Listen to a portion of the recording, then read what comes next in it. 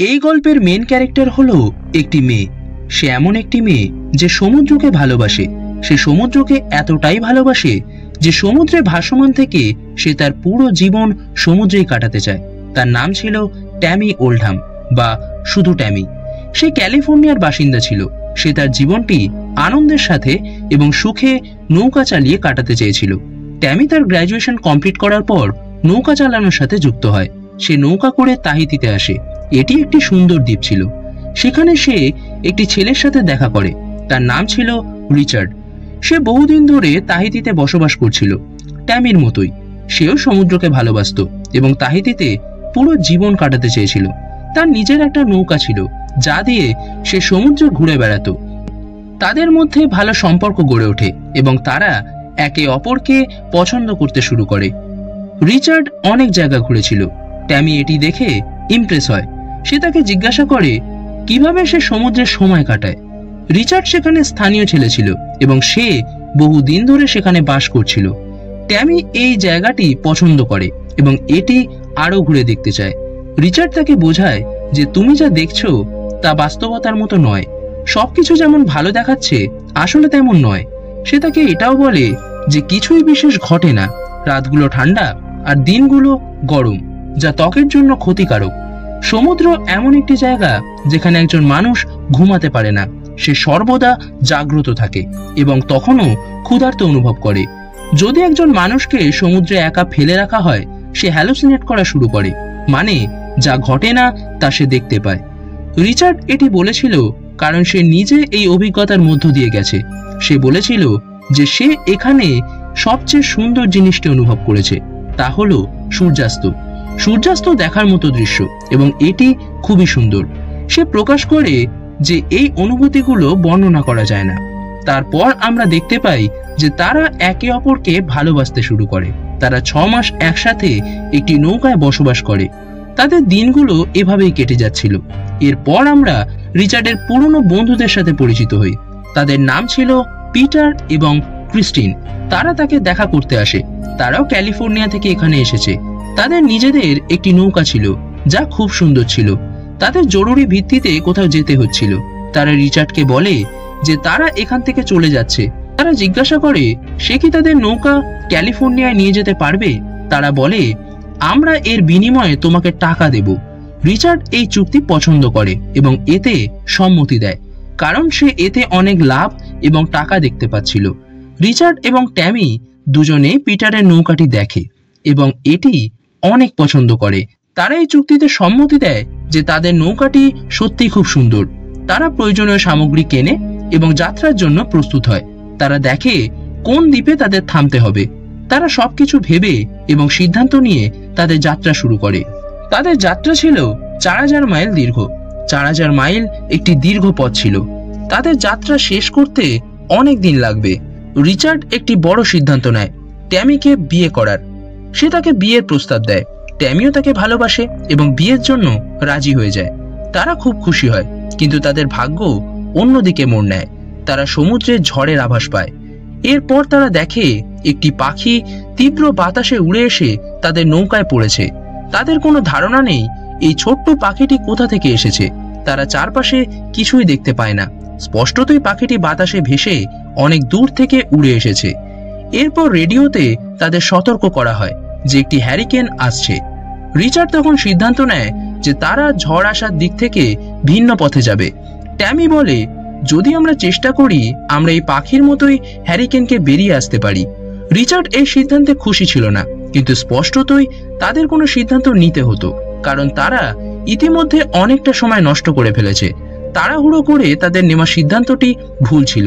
তারা যখন তাদের ভুল বুঝতে পারে তখন তারা বিশাল এক ঝড়কে তাদের নৌকার দিকে আসতে দেখে। সেই ঝড় বিশাল ঢেউ নিয়ে আসছে। এটি অতিক্রম করা খুব কঠিন।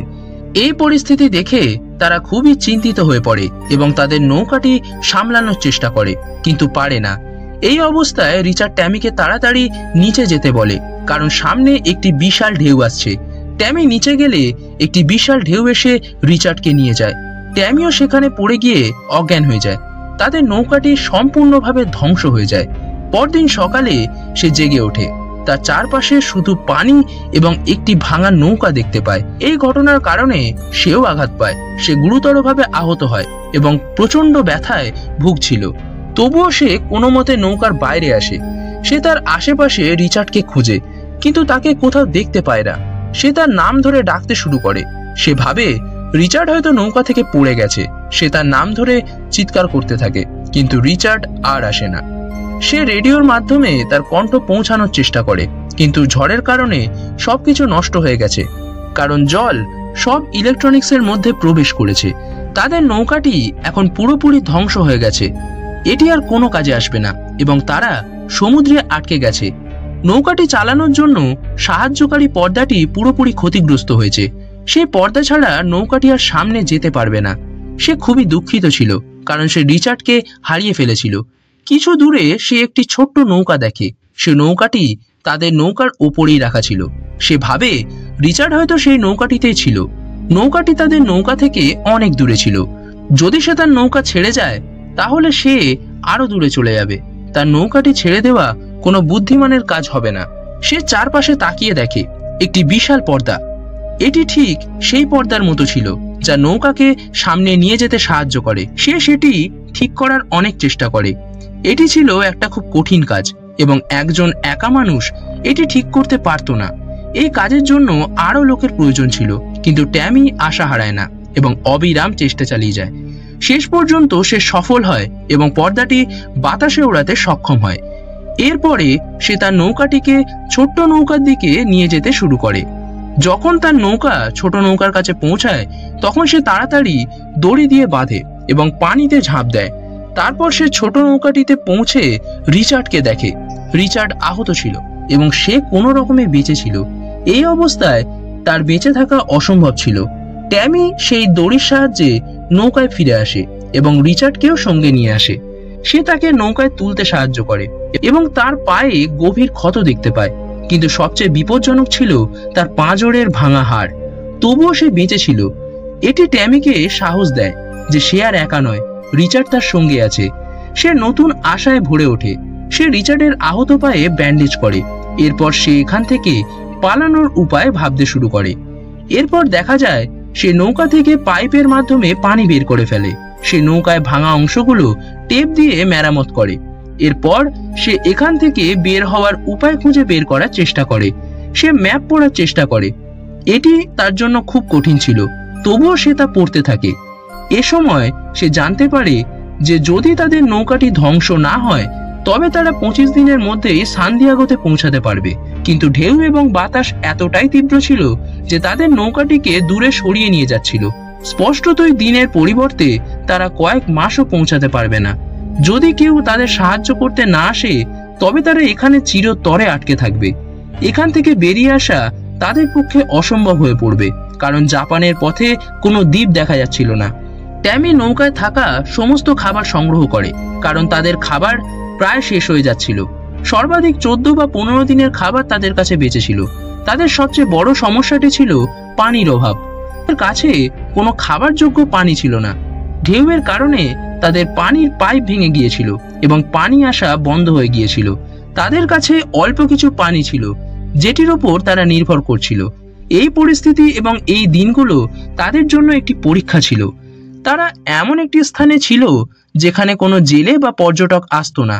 তারা এতটাই দূরে ছিল যে সাধারণ কেউ তাদের চিন্তাও করতে পারতো না। তারা অনুভব করেছিল যে তারা কখনোই এখান থেকে বের হতে পারবে না।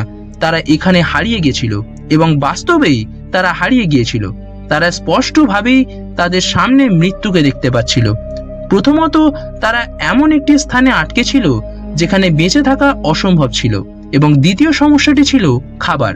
তাদের খাবার প্রায় শেষ হয়ে যাচ্ছিল। আরেকটি বড় সমস্যা ছিল যে ট্যামি ছিল নিরামিষভোজী।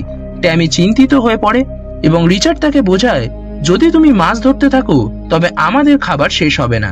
ট্যামি স্পষ্টভাবে মাছ ধরতে অস্বীকার করে, কিন্তু তারপর সে চেষ্টা করে এবং প্রতিবারেই ব্যর্থ হয়। ট্যামি তার ভুলের জন্য দুঃখ পায় এবং রিচার্ডের কাছে ক্ষমা চায়। রিচার্ড কোনো কাজ করতে পারছিল না, কারণ সে গুরুতর আহত ছিল এবং তার হাড় ভেঙে গিয়েছিল। এমন সময় বৃষ্টি শুরু হয়, যা দেখে ট্যামি খুব খুশি হয়ে যায়।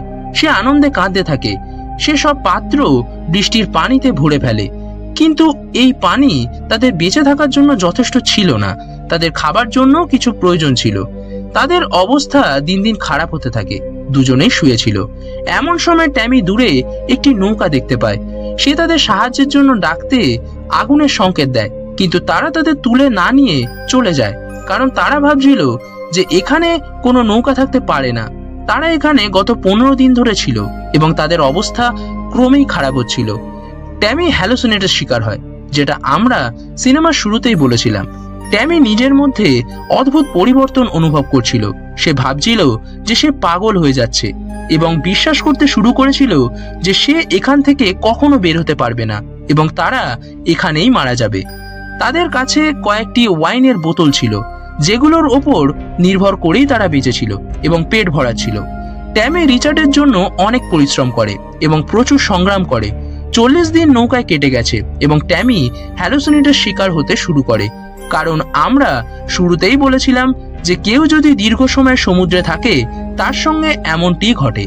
তার কাছে সবকিছু বিশ্বাসঘাতকতা এবং প্রতারণা বলে মনে হচ্ছিল। ট্যামি এই অবস্থার মধ্য দিয়ে যাচ্ছিল যেখানে তার মনে হচ্ছিল রিচার্ড নৌকাডুবির পর থেকেই মারা গেছে। তার এই হ্যালুসিনেটের কারণেই এমনটি ঘটছিল। সে এতটাই হতবাক এবং চিন্তিত ছিল যে এই ট্রমা থেকে সে সেরে উঠতে পারছিল না যে সে রিচার্ডকে হারিয়েছে। তার হ্যালুসিনেট এতটাই শক্তিশালী ছিল যে সে এখনো রিচার্ডের অনুপস্থিতি অনুভব করছিল এবং সবকিছুই তার জন্যই হয়েছিল। সে কল্পনা করেছিল যে বাস্তবে রিচার্ড ছিল না। সে নিজের সঙ্গেই কথা বলছিল এবং তার ধারণা ছিল যে রিচার্ড মারা গেছে। সে রিচার্ডকে খুব ভালোবাসত এবং তাকে হারানোর বিষয়টি মেনে নেওয়া তার জন্য ভীষণ কঠিন ছিল। 40 দিন পরে অবশেষে সে বিশ্বাস করতে শুরু করে যে রিচার্ড আর জীবিত নেই। এখন সে তার কল্পনা থেকে বেরিয়ে আসে। পুরো সিনেমা জুড়ে আমরা দেখি যে সে রিচার্ডের কথা ভাবছে এবং তাকে কল্পনা করছে, কিন্তু বাস্তবতা ছিল আলাদা। তবে সে ভাগ্যবতী ছিল, কারণ তাকে আবার বাঁচার একটি সুযোগ দেওয়া হয়েছিল। সে দূরে একটি নৌকা দেখে যা তার দিকে আসছিল। সে আবার আগুনের সংকেত দেয় এবং লোকেরা বুঝতে পারে যে কেউ সেখানে আছে।